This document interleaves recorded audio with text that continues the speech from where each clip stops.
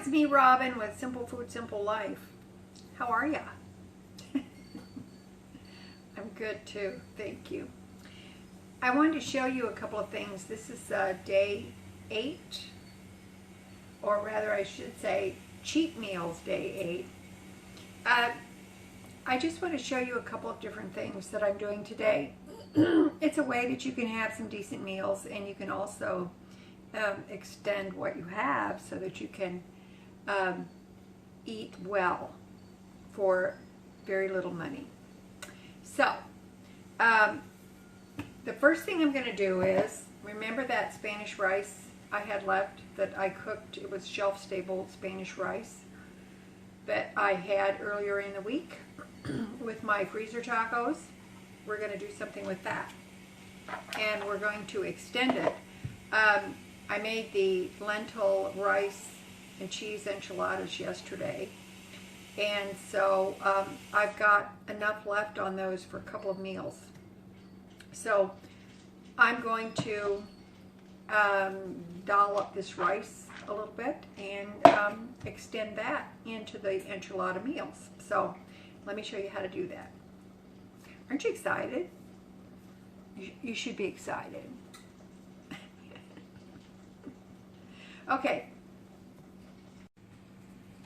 Alright, if you hear some beeping in the background, it's the Ninja Foodie, because I've got something cooking in that, and I'll show you what that is later. Something cooking for you. Okay, here's the rest of the Spanish rice. Remember, that came from Dollar Tree. It was a shelf-stable rice that only required microwaving. And remember this, the Santa Fe blend from Dollar Tree? Okay, we're going to add that, some of this to the rice. Remember, this has onions, peppers, corn, and what else? Red pepper, green pepper, and black beans. So those are going to go in.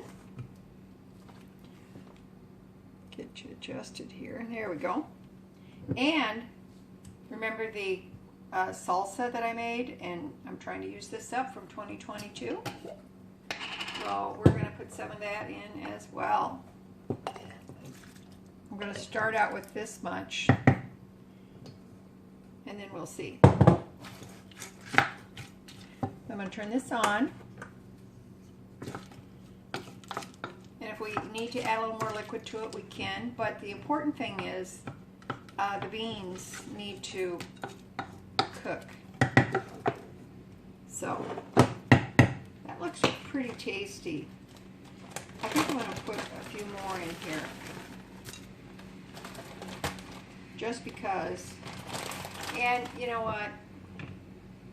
Let's not skimp. Let's just put the rest of that in there.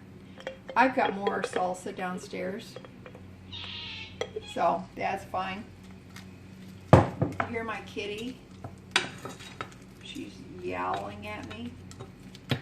Oh dear. They're so needy. They always want something. All right, I'm going to bring this up to a good simmer. Then I'm going to turn the fire down on it and just cook it until the beans are cooked through. Alrighty, I'm going to turn this down a bit. Now, I have had a lid on this, by the way, but I'm going to, I took the lid off because I want to cook this down until it is not soupy.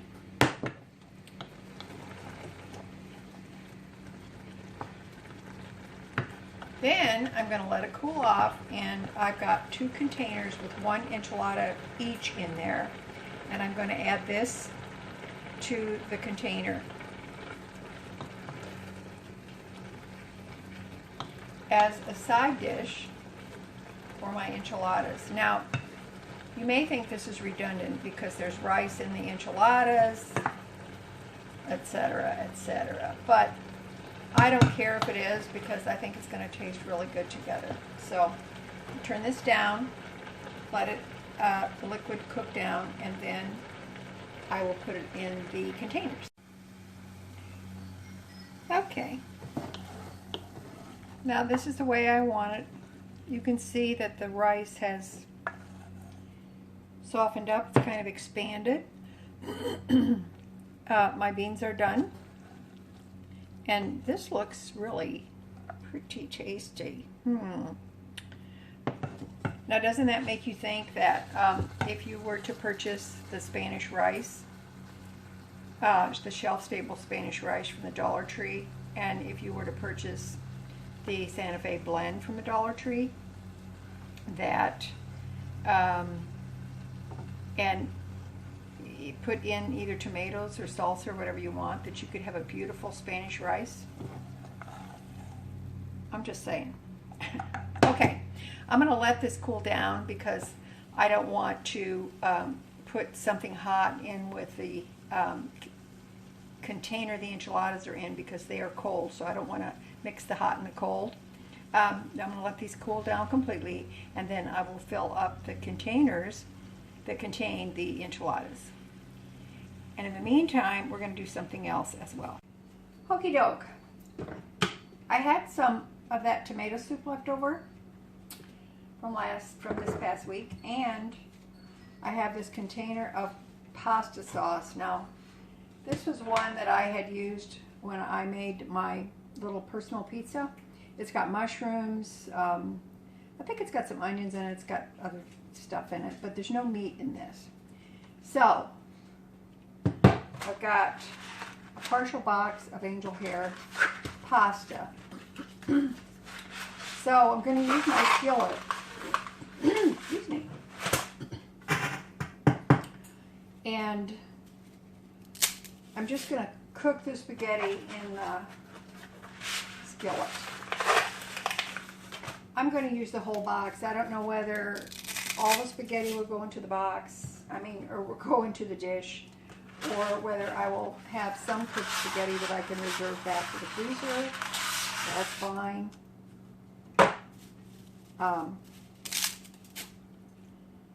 That's fine. So, it has been like Grand Central Station around this house this morning, between the dog and the cats. In and out, in and out, in and out. What is up with that? I don't know. The cats, in and out, come in, they eat, and then they run out, and I don't know. I don't know what to think. All right, I'm going to put a lid on this, but I'm going to keep an eye on it because I don't want it to boil over. No, I don't. So I'm going to keep an eye on it. When this is cooked the way I want it, I'll come back and I'll show you the next step. One thing about it, when you do pasta in a skillet, a large heavy bottom skillet with less water, it doesn't take that long to cook. And sometimes you don't even have to drain it, especially if you want just a one pan meal. This is the way to do it. Once you learn how to do this, you would probably do this quite often, especially if you're cooking for a lot of people, or you have a family, you've got kids you're cooking for, and the person doesn't mind if the sauce is not poured over the top of this swirly, beautifully, perfectly formed pasta. Not that there's anything wrong with that. Okay, so I'm going to continue to cook this until it is the way I want it. Okay, I remembered that I had 3 turkey meatballs left in the freezer. They're frozen.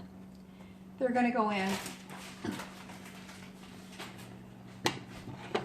And I'm not worried about them. I'm going to actually crush them with my spoon, but they need to thaw out a little bit, which they will, in with the pasta.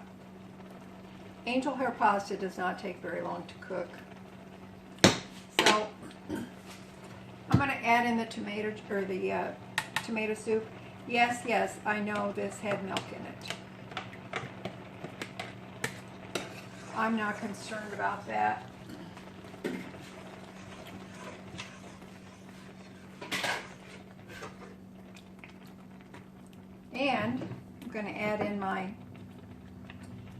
the rest of this pasta sauce.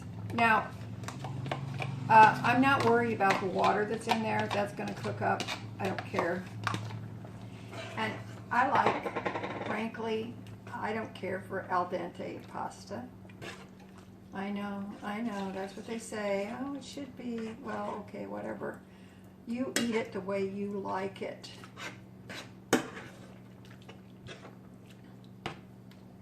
Don't worry about it. You do it the way you want to do it. It's your food, your kitchen. What is it they say? My kitchen, my rules. Alrighty. So I'm gonna let that cook. I'm gonna turn it down, let it cook for a while longer. Well, I'm not gonna turn it down too far, about medium high, I think. And then I've got my tacky looking containers here, but we're gonna use those. I don't care if they're tacky. Okay. This is cooking. The meatballs are thawing out. I'm gonna crush them with a spoon and then just incorporate them into the spaghetti. Because I added the tomato soup in this, I'm going to add in a little bit more spice. But first, I want to show you, I distributed the Spanish rice dish recreated in with the enchilada dinners. So there is that, and there is that, and there is 2 meals. So that's giving me, out of those enchiladas, the lentil and rice enchiladas, it's going to give me a total of 3 meals for very little money, by the way. I'm going to turn the heat down on this spaghetti. All right, now, when I come back, we're going to put some spices in this. Okay. I'm going to add some garlic in here. And I'm going to add some, oh, look at there. My Italian seasoning is not opened. What in the world? It must have been my extra one. That's awesome. Okay.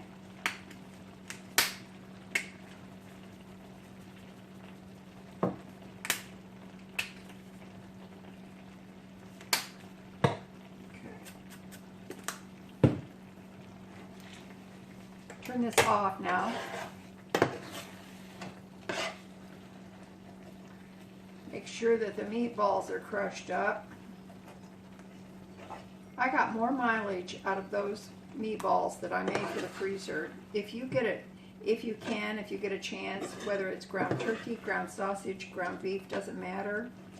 Make your own meatballs like I did, and I have a video how to do that, and put them in the freezer.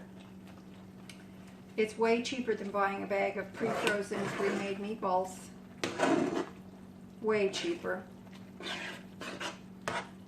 All right, I'm gonna get a fork. I'm gonna taste this real quick. I also used dehydrated mushrooms in this sauce when I made it initially.